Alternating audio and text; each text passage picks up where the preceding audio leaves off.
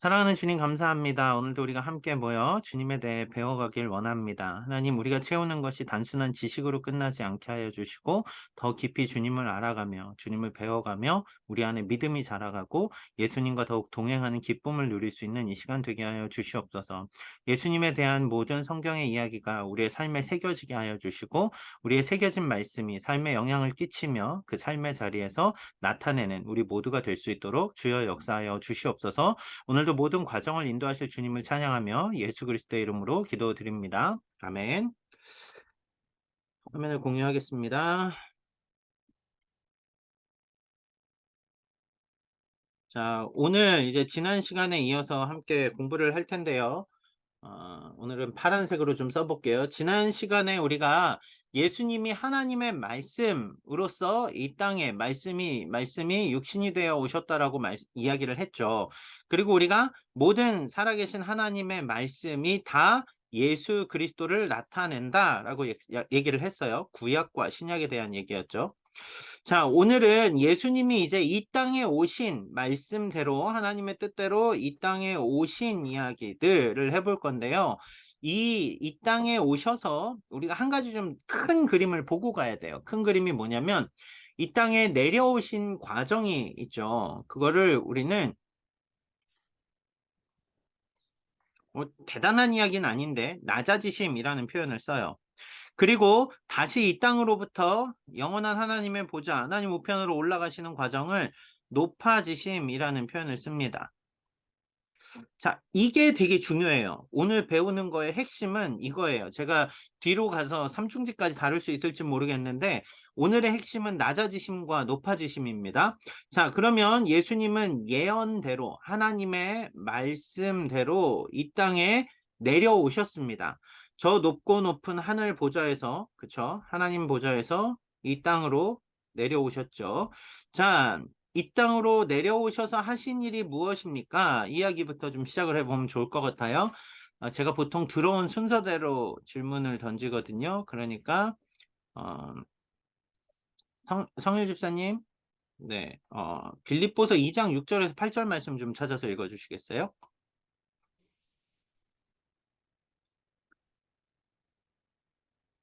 그는 근본 하나님의 본체시나 하나님과 동등됨을 취할 것으로 여기지 아니하시고 오히려 자기를 비워 종의 형체를 가지사 사람들과 같이 되셨고 사람의 모양으로 나타나사 자기를 낮추시고 죽기까지 복종하셨으니 그 십자가에 죽으심이라. 자, 예수님은 하나님이세요. 그쵸? 하나님이십니다. 그런데 하나님이 종의 형체로 이 땅에 오셨다라고 말을 해요. 종의 형체로 이 땅에 오셨다라는 이야기 자체가 이미 낮아지신 거죠. 여러분, 전지전능하다라는 거는 인피니티에 대한 개념, 그리고 그쵸? 그런 개념들이 크죠. 한계가 없는 분이세요. 그런데 하나님이 왜 영인지 아세요? 하나님이 영이란 이야기는 어떠한 폼 안에 갇힐 수 없는 분이라는 이야기예요. 폼으로 한정 지을 수 없는, 어디에나 계시고 언제나 존재하시고, 그 예수님도 마찬가지죠. 그런데 하나님이신 예수님이 이 땅에 사람의 몸을 입고 오셨다는 얘기는 뭐예요? 육체를 입고 사람과 같이 되셨다라는 거예요. 우리는 이거를 표현할 때 인카네이션, 성육신이라고 말을 합니다. 성육신이죠. 성육신. 우린 이게 되게 단순하게 생각을 해요. 예수님 하나님이 이 땅에 오셨대라고 생각하는데 그런 게 아니죠. 여러분 생각해 보세요. 그 모라비안이라고 하는 독일의 진젠도르프 백장이 이렇게 함께 하던 공동체가 있었는데 그 공동체에 있던 사람들이 인도에 선교를 갔거든요. 인도에 선교를 갔는데 인도 선교를 하러 가서 보니까 카스트 제도가 있는 거예요. 그런데 저 위에 브라만 계급은 아주 조금밖에 없고 갈수록 하층민, 평민, 하층민, 노예 이렇게 갈수록 사람이 많아지는 거예요. 그래서 모라비안 선교사들은 백인임에도 불구하고 스스로 자신들을 노예 시장에 내다 팝니다. 그래서 노예가 돼서 노예들에게 말씀을 전해요. 여러분, 이게 가능한 일이라고 생각하세요? 우리가 이거 예수님이 사람으로 오셨다라는 거는 이것보다 더 지금 심각한 비유거든요. 근데 우리가 스스로 자유 있는 사람들이, 여러분들이 사람 하나 전도하겠다고 노예 시장에 인신매매범한테 끌려가서 여러분의 인생을 다 내다 갖다 바치고 그들을 구원한다? 이게 쉽지 않은 일이에요. 근데 예수님이, 하나님이신 예수님이 인간으로서 이 땅에 오셨다라는 거는 어찌 보면 정확한 표현으로 하면 치욕입니다. 치욕이에요. 이거는 전지전능하신 하나님이 인간이 되셨다? 왜 불교에 이렇게 열심히 득도하려고 노력하시는 분들, 불교에는 윤회설이 있어요. 돌고 돌죠. 그쵸? 그래서 이 땅에서 어떻게 살았냐에 따라서 다음 생에 뭘로 태어나냐가 결정이 돼요. 만약에 다음 생에 개미로 태어난다고 하면은 그 사람들은 지금 이렇게 안 살겠죠. 그게 지금 불교의 원리거든요. 그래서 그 사람들도 불교도들도 선을 행하는 일에 되게 관심이 많습니다. 다음 내세가 결정이 되니까요. 그럼 무슨 얘기예요? 우리는 우리보다 하찮은 존재로 내려가는 걸 원하지 않아요. 부유층에 있다가 중산층으로 떨어지는 거 싫어한다고요. 중산층에 있다가 뭐라 그러죠? 뱅크럽트 해가지고 저 갑자기 빚쟁이들한테 쫓겨다니는 삶으로 가는 것 자체를 원하지 않아요. 맞잖아요. 우리가 솔직히 그러잖아요. 근데 예수님은 모든 모든 권한을 다 내려놓고 사람이 되어서 이 땅에 오셨고요. 더 나아가서 죽기까지 복종하십니다. 그게 바로 십자가 사건이에요. 자, 잘 보세요. 하늘 보좌에서 이 땅으로 내려오셨습니다. 성육신 하셨어요. 근데 그냥 사신 게 아니라 모든 율법에 복종하면서 사셨거든요. 종으로서, 하나님의 진정한 종으로서 모든 말씀에 복종하며, 아이고,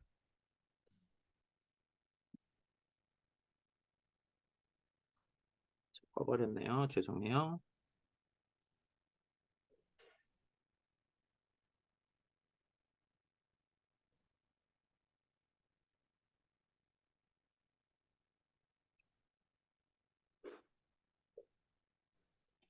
어, 율법에 복종하셨습니다. 그리고 이 다음 단계가 어떻게 되는 거예요? 8번 문제로 이제 넘어가는 거죠. 미경 간사님 여기 이사야 53장 5절 6절 말씀 좀 읽어주실래요? 말씀을 찾아서 읽으셔야 빈칸에 채울 수 있을 겁니다. 그가 찔림은 우리의 허물 때문이요 그가 상함은 우리의 죄악 때문이라. 그가 징계를 받음으로 우리는 평화를 누리고 그가 채찍에 맞음으로 우리는 나음을 받았도다. 우리는 다 양 같아서 그릇 행하여 각기 제갈 길로 갔거늘 여호와께서는 우리 모두의 죄악을 그에게 담당시키셨도다. 자, 여기 잘 보세요. 예수님이 율법에 순종하셨고 십자가에 달려서 고난을 당하십니다. 우리의 모든 죄를 다 감당하십니다. 여기가 끝이 아니죠. 만약에 전능하신 하나님이라면 당시에 사람들이 얘기했던 것처럼 십자가에서 뛰어내려서 이제 확 다 갈아엎어버려 이랬을 수도 있어요. 사람들의 기대상으론. 그런데 어떻게 하십니까?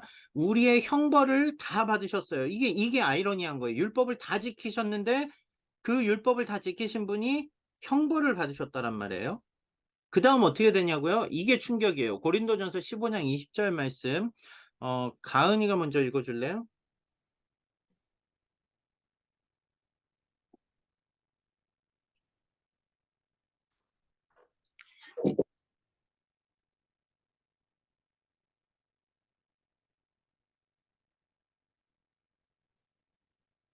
어, 그러나 이제 그리스도께서 죽은 자 가운데서 다시 살아 잠자는 자들의 첫 열매가 되셨도다. 잠자는 자들의 첫 열매가 되셨도다. 아직 열매에 대한 설명은 이제 여기서 나오는데요. 지금 예수님이 십자가에 달리고 어떻게 되신 거예요? 죽으셨다라는 이야기예요. 여러분 이거 우리가 십자가에 죽으시고 부활하시고 장사된 지 사흘 만에 부활하시고 이런 얘기 하잖아요. 이거 되게 우리가 단순하게 생각하는데 신이 죽었다? 이건 지금 말이 안 되는 표현이거든요. 신이 죽었다는 사실 자체가 말이 안 되잖아요. 신은 어떤 존재예요? 이 땅에서 보더라도 신은 전지전능한 존재잖아요. 전지전능한 존재인 신이 죽었다? 이 사실 자체가 지금 엄청난 충격이에요. 신이면 죽음을 피하는 능력 이런 거 우리가 막 영생을 꿈꾸고 살잖아요. 신이라면 죽음이라는 한계를 마주할 일이 없는 존재가 신이에요. 근데 하나님의 아들이신 예수님이 십자가에서 끝난 고통을 받고 끝난 게 아니라 죽으셨어요. 실제로 죽으셨어요. 그리고 잠자는 자들의 첫 열매가 되셨도다라고 하는데 어, 누가 가지고 있을까요? 제인이 혹시 영어로 된 사도신경 좀 찾아봐 줄 수 있니? 제가 왜 사도신경을 얘기하냐면요. 여러분 잘 보세요. 사도신경에 무슨 말이 나오냐면 장사된 지 사흘 만에 죽은 자 가운데서 다시 살아나시고 라는 말이 나와요. 어포슬스 크리드라는 거 찾으면 돼요. 잠시만요. 네. 자, 아. 영어로 된 버전 한번 여기 보면은 He descended into hell 이라는 표현이 나오거든요. 찾았어요? 네. 아, 이걸 읽으라고 해줬어야 되는데 내가 읽었네. 죄송해요. 아, 이 화면을 제가 키워서 좀 보여드릴게요.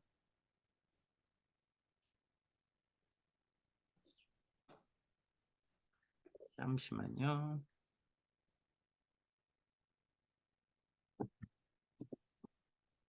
자, 여러분 잘 보세요. 우리가 지금 공부하다 말고 제가 이 얘기를 왜 하냐면 한글 성경에는 이걸 번역을 안 해놓은 거예요. 일부러 안 했어요. 혼선이 온다고. 예수님이 지금 여러분 잘 기억해 보세요. 이거는 창에 기록이 안 되니까 제가 그냥 여기 잠깐만 기록을 할게요. 예수님의 낮아지심에 대해서 다시 한번 시작하죠. 낮아지심. 처음에 하나님의 보좌에 계셨어요. 그렇죠? 하나님이시니까. 사람이 되어서 이 땅에 내려오셨습니다. 율법에 순종하셨어요. 복종하고 사셨어요. 종으로서. 그리고 십자가에서 모든 고난을 당하시고 우리의 죄를 지시고 죽으셨단 말이에요. 죽음. 우리는 이 죽음에서 다음 어떤 단계로 넘어가냐면 부활로 넘어가요. 그쵸? 근데 여기 잘 보세요. He descended into hell 이라는 표현이 무슨 표현이지? 제이나? 지옥에 떨어졌다. 지옥으로 가셨다고. 지옥으로 가셨다고요. 여러분 이 표현 들어본 적 있으세요? 예수님이 지옥 가셨다고? 이런 얘기하면 이단이야 이런 얘기 들을걸요? 그쵸? 한국교회에서는 이야기를 거의 하지 않아요. 왜냐하면 혼선이 와서 그래요. 혼선이. 이 이야기는 좀 자세히 알 필요가 있어요. 성경에서 예수님이 지옥으로 가셨다? 지옥에 가셨다라는 표현이 아니라 지옥이 예수 그리스도를 감당할 수 없었다라는 표현을 써요. 보통 사망아라는 표현이 나오는 고린도전서 15장의 말씀인데요. 자, 이 이야기를 조금만 제가 설명을 드릴게요. 여러분들이 공부를 하는 과정에 있으니까. 죽으시고 예수님은 죽음 이후에 우리가 영원한 심판을 받죠. 이게 우리가 말하는 둘째 사망 이런 개념이거든요. 그게 지옥이잖아요. 예수님은 죽음이라는 것까지의 퍼포먼스가 아니라 죽으시고 실제로 영원한 형벌 가운데 놓이시지만 그 죄 없으신 예수 그리스도가 사망의 권세를 깨고 부활하셨다라는 게 뭐냐면 지옥 권세를 깨뜨리고 부활하셨다라는 개념이에요. 그러니까 이건 지옥에 내려가서 지옥에서 그 뜨거운 형벌을 받으셨다 이 개념이 아니라 그 지옥의 모든 권세까지 죽으시고 끝난 게 아니라 죽으시고 영원히 그대로 하늘로 딱 가시고 끝난 게 아니라 죽으시고 모든 사망의 권세까지 완전히 박살내 버리신 다음에 부활하셨다 이 이야기예요. 그러니까 예수님의 낮아지심은 죽음이 끝이 아니라 사망으로까지 내려갑니다. 말도 안 되는 일이 벌어진 거예요. 하나님이신 그분이 지금 이렇게 낮아지신 거죠. 이렇게 낮아지신 거죠. 다시 책으로 돌아갈게요. 자, 그리고 나서 여러분 생각해 보세요. 이 다음 어떤 일이 일어납니까? 여기부터는 이제 높아지심이거든요. 자, 높아지심을 이제 넘어갈 건데요. 사도행전 1장 11절 이제 제인이 좀 찾아서 읽어줄래요?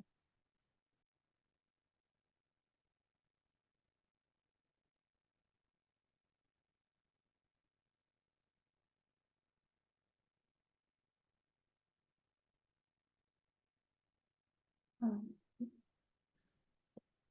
사도행전 1장 11절.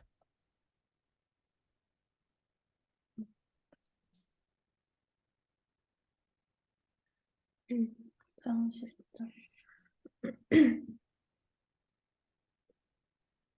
가로되 갈릴리 사람들아 어찌하여 서서 하늘을 쳐다보느냐 너희 가운데서 하늘로 올리우신 이 예수는 하늘로 가심을 본 그대로 오시리라 하였느니라. 자, 부활하시고 하늘로 올라가십니다. 이게 승천이에요. 여기부터가 이제 모든 사망의 권세, 마지막 밑바닥을 찍으시면서 바로 그 모든 걸 깨뜨리고 높아지심의 시작은 부활입니다. 그 다음 단계는 승천, 하늘로 올라가신 거죠. 하늘로 올라가시고 끝인가요? 아니에요. 하늘로 올라가신 상태에서 우리 지금 어디에 거하고 계시는가? 마가복음 16장 19절 소미자매 좀 찾아서 읽어줄래요?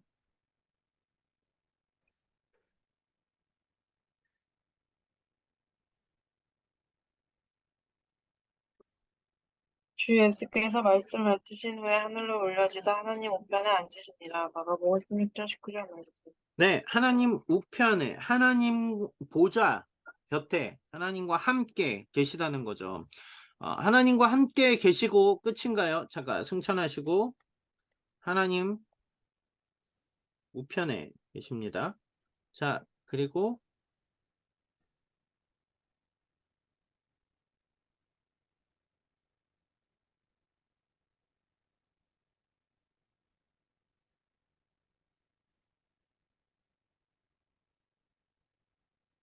잘못 적었구나. 죄송해요.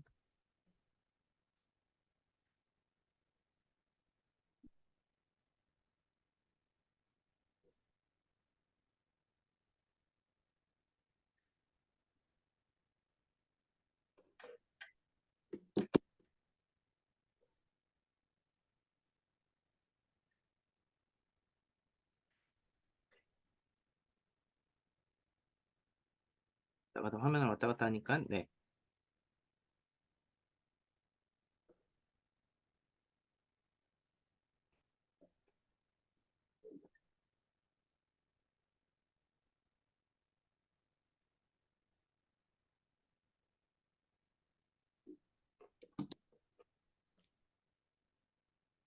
자, 그리고 나서 어떻게 돼요? 예수님께서 다시 이 땅에 오십니다. 이 땅에 오시는 건 낮아지심이 아니에요. 왜냐하면 최후의 마지막 심판주로서 이 땅에 오시거든요. 가장 영광스러운 모습으로 이 땅에 오시거든요. 자, 그게 계시록 22장 12절 말씀인데요. 우진자매 좀 읽어줄래요?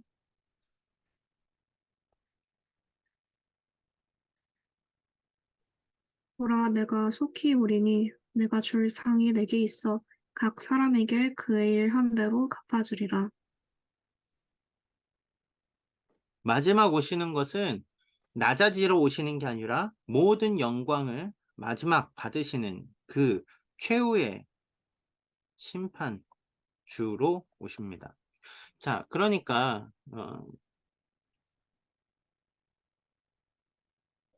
우리가 이제 여기서 한 단계 고민을 해야 돼요. 여러분 잘 보세요. 예수님이 왜 이 땅에 오신 거예요?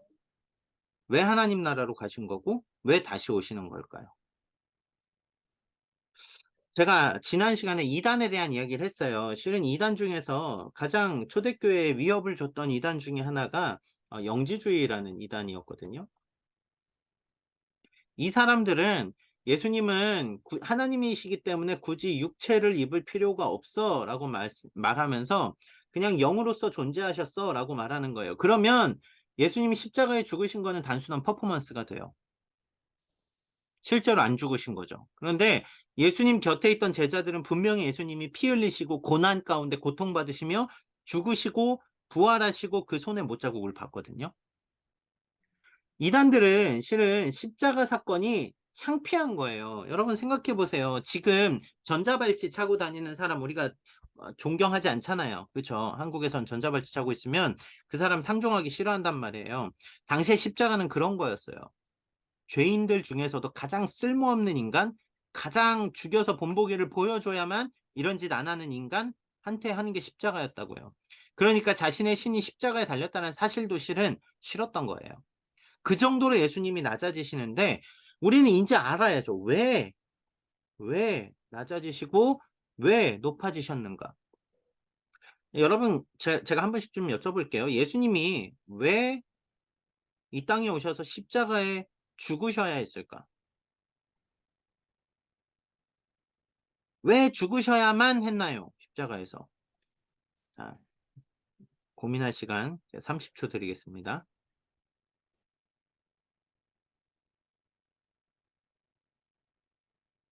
자, 밖에 있는 분은 건너뛸게요. 네, 현주, 네, 건너뛸게요.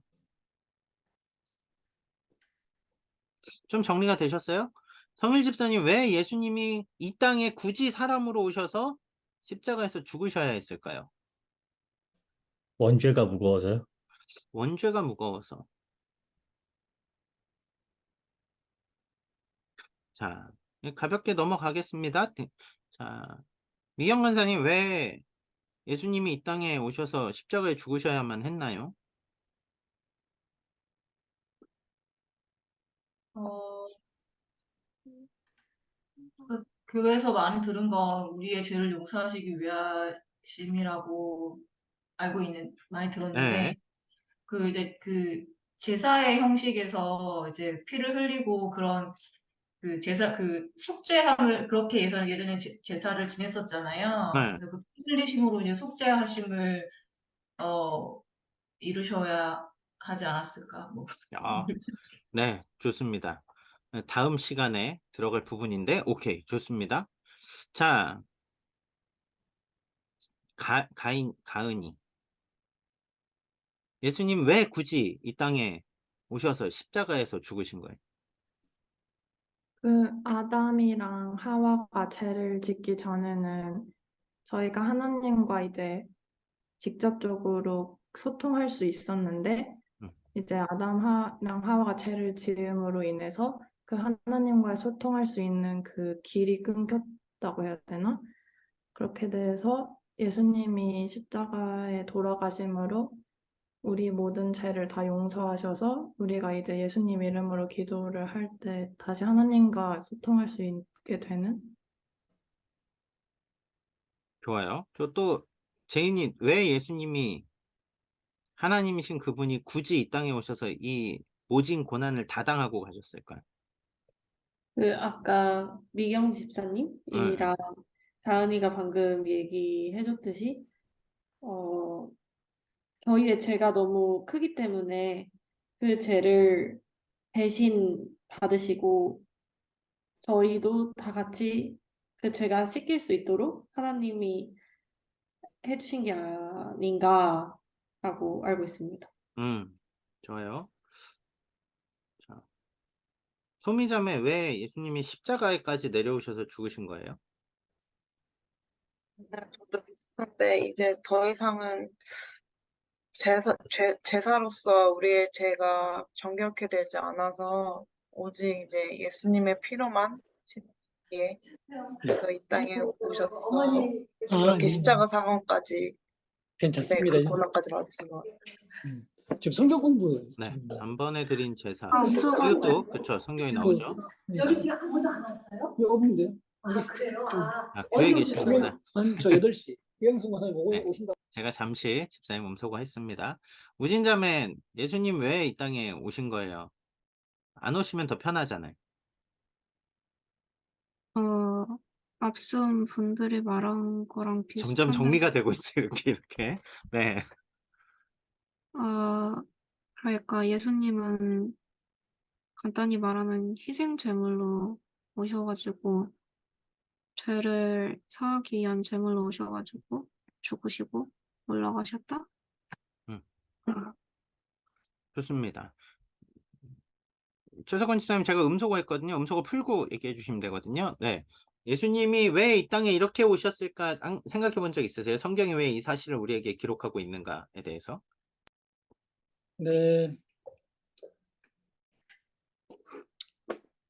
저희가 이 땅에 저를 포함해서 많은 저희의 죄가 있는 상태에서는 하나님 앞에 저희가 갈 수 없기 때문에 저희를 중보하기 위해서는 예수 그리스도께서 속죄제의 양처럼 십자가에 달리시고 그 피를 흘리셔야 되고 그 피에 의해서만 저희의 죄를 사하여 줄 수 있기 때문에 예수님의 피로 저희가 속죄함을 입고 하나님 앞에 갈 수 있는 길을 열어놓으신 것 같습니다. 네, 아주 좋습니다. 여러분들이 한 이야기들이 실은 다 포함되는 이야기인데요. 우리가 예수님이 낮아지시고 높아지신 이유, 이 두 가지를 실은 두 가지 측면에서 살펴볼 필요가 있어요. 첫째는 죄에 대한 측면이 맞습니다. 이게 뭐냐면요. 제가 다른 말로 표현해 볼게요. 공의라는 측면입니다. 공의. 죄에 대한 문제가 공의가 뭐예요? 정의로운 거잖아요. 그렇죠? 정의로운 거예요. 정의롭다란 이야기는 예를 들어서 그런 거죠. 하나님이 그냥 지금부터 다 용서해 줄게. 지금부터 다 죄 없는 걸로 하자. 지금부터 이제 그러면은 내가 눈 감아 줄 테니까 너네 오늘부터 이제는 착하게 살아. 이러면 우리는 되게 편할 것 같잖아요. 근데 그건 정의롭지 않아요. 제가 다시 한번 똑같은 예를 들어볼까요? 제가 잘못을 해서 감옥에 가야 되는데 저희 최석권 집사님이 재판장이라고 해보죠. 재판하는 판사인데 우리 교회 목사님이 왔네. 목사님 실수하셨나 보네.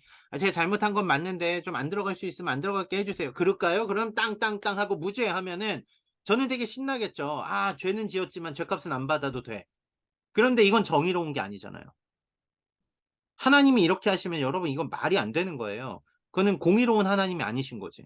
정의로운 하나님이 아니신 거지. 그러니까 어떻게 되는 거예요? 죄의 문제가 해결이 돼야 된다는 이야기예요. 죄의 문제가 결국은 죄로부터에 대한 어떤 의가 회복이 돼야 되는 거예요. 그런데 죄가 우리 스스로 회복할 수 있느냐? 그게 안 되는 거잖아요. 그렇기 때문에 우리의 죄를 대신 전가시켰다라고 말하는 거예요. 예수님이 십자가에 죽으신 이유는 세상 가장 악독한 죄인들이 당하는 죽음, 무슨 얘기예요? 세상의 어떠한 죄라도 예외 없이 그 모든 죄의 죽음에 대한 것들을 예수님이 대신 지고 죽으신 거예요. 그러니까 우리의 죄가 예수님이 대신 죄값을 지불하신 게 되는 거죠. 이게 바로 죄로부터 자유하게 된 가장 첫 번째 단계입니다. 죄가 예수님께 전가된 거예요.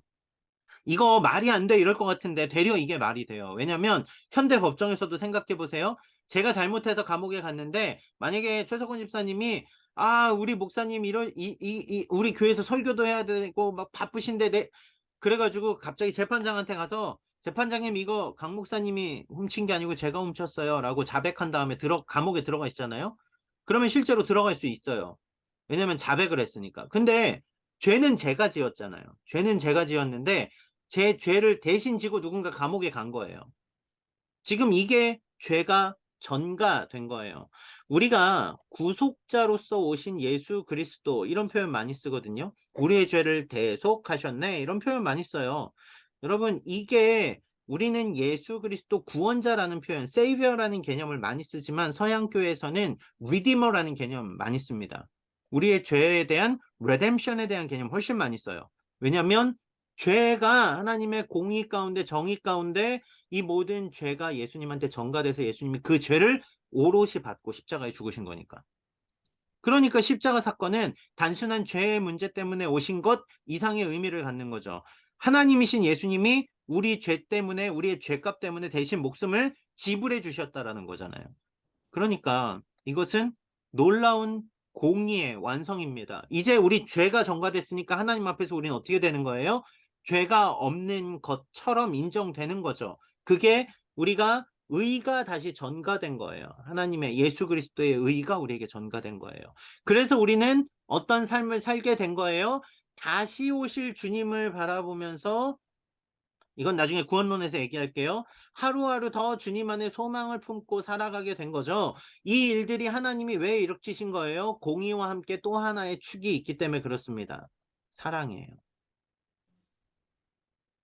하나님이 우리를 사랑하셨기 때문에 이 일들을 하신 거죠. 이게 되게 위험한 게 뭐냐면 사랑만 강조되면 인생 막 살게 돼요. 여러분 하나님은 날 어떻게 해도 사랑하시니까 내가 이렇게 죄 가운데 있어도 사랑하실 거야. 쓸데없는 소리 하지 마세요. 하나님은 정의로운 하나님이라니까. 근데 반대로 정의만 강조하잖아요. 그러면 우리 다 죽어요. 왜냐하면 우리 스스로 정의롭지 않거든. 그러니까 정의를 강조할래도 안 되고 사랑을 강조할래도 안 되는 거예요. 이 모든 정의와 사랑이 십자가에서 마지막 죽으시고 부활하심으로 인하여서 완성되는 거예요. 그러니까 예수님이 구원자로서 구속자로서 이 땅에 오셨다는 이야기는 스토리를 알아서 끝나는 게 아니라 그게 뭘 의미하는가를 알아야 되는 거죠. 자, 여기까지 이해되셨어요? 네. 공의와 사랑에 대한 개념을 놓치시면 십자가는 퍼포먼스로 끝납니다. 그러면 되게 위험해져요. 십자가에서 내 죄가 사해졌으니까 막 살아야지. 이게 구원파예요. 그러니까 이단들 다 여기서 나온다니까 결국. 그러니까 우리의 죄 때문에 하나님이신 그분이 어디까지 낮아지셨는가를 보면 오늘 우리가 얼마나 그분께 감사하는 거예요. 그리고 다시 그분이 지금 하나님 우편에 계시고 우리를 위해 다시 오실 거라는 사실 우리한테는 얼마나 기대가 되는 거예요. 이게 바로 예수님의 십자가, 낮아지심과 높아지심의 가장 핵심적인 메시지입니다. 제가 오늘은 여기까지 할 거고요. 여러분 설문의 마지막 설문은 안 하셔도 됩니다. 그거는 다음 시간에 할 거니까요. 오늘 여기까지 하고 제가 지금 설문지를 올려드릴 건데요. 설문지는 작성을 하고 나서 줌에서 로그아웃 하시면 돼요. 혹시 설문지를 작성하는 가운데 질문이 있으시면 질문을 마이크를 켜고 바로 하셔도 됩니다. 그리고 만약에 질문을 페이스 투 페이스로 하기 좀 어려운 질문의 내용이 포함되면 설문지에 그냥 질문을 바로 적으시면 제가 설문지에 있는 질문 이 자리에서 바로 대답해 드리겠습니다. 기도하고 오늘 전체적인 시간은 마치고 지금부터 질문 받고 그 다음 설문지 작성하고 하는 시간 갖도록 하겠습니다. 기도하겠습니다. 사랑하는 주님 감사합니다. 오늘도 우리가 주님의 말씀 앞에서 예수 그리스도의 낮아지심, 죽기까지 낮아지심으로 인하여서 우리의 모든 죄를 감당하셨고 영광스러운 하늘 보좌로 올라가시며 우리를 위해 그곳을 예비하시는 또 다시 오시는 주님을 기다리며 소망을 품고 살아가는 그 믿음이 우리 안에 있음이 얼마나 감사한 일인지요. 하나님, 우리가 오늘 듣고 배우고 익히는 모든 것들이 단지 우리의 머리로 이해하는 데서 끝나지 않게 하여 주시고 예수님을 더 깊이 바라보며 오늘 그 십자가의 은혜로 나아가는 우리의 걸음들 될 수 있도록 인도하여 주시옵소서. 감사하며 예수 그리스도의 이름으로 기도드립니다. 아멘.